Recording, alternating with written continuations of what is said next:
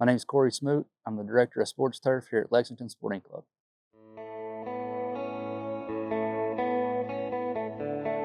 So our field was built in 2024. It opened September last year.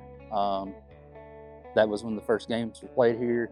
It's a USGA base with a vacuum ventilation system, which gives us the ability to pull water and add heat as needed.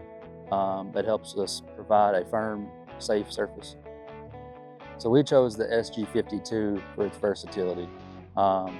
We use it to spray here at the stadium. It's very tight here inside the stadium, so it's easy to maneuver around.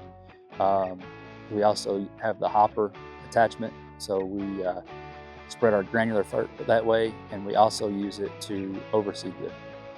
So on our SG52, the extras that we have the foam marking kit, we have the 35-gallon additional tank, we have the high volume pump, and the extended booms. The biggest benefit is its maneuverability, and then also the ability to spread granular fert and use it to seed with.